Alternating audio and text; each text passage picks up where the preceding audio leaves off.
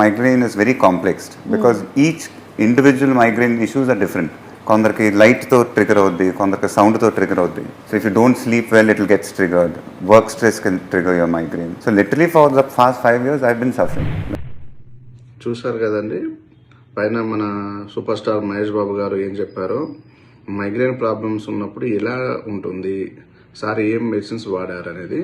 అంటే మన మైగ్రేన్ ఉన్నప్పుడు ఏమవుతుందంటే విపరీతమైన తలనొప్పి ఉంటుంది, సైడ్ అంతా విపరీతంగా లాగడం జరుగుతుంది, వామిటింగ్ సెన్సేషన్స్ ఉంటాయి, ఎక్కువ లైట్ చూడలేరు, ఎక్కువ సౌండ్ వినలేరు, ప్రతి చిన్న విషయాన్ని కూడా చిరాకు పడడము, ఇలాంటి లక్షణాలు ఎక్కువగా ఉంటాయి మైగ్రేన్లో. అదే మెయిన్ ఏంటంటే మనం చాలా రకాలుగా అనేక రకాల మందులు వాడుతుంటారు ఇంగ్లీష్లో. అవి కొంతవరకు ఉపశమనం ఉంటుంది కానీ మళ్ళీ ప్రాబ్లం స్టార్ట్ అవుతుంది. ఇందాక సార్ చెప్పినట్టు ఆ మందులు వాడి మనం అడిక్ట్ అయిపోతాం, తర్వాత ఆ మందులు కూడా మనకు పనిచేయవు. మరి అలాంటప్పుడు మనకి ఎక్కడికి వెళ్ళాలి?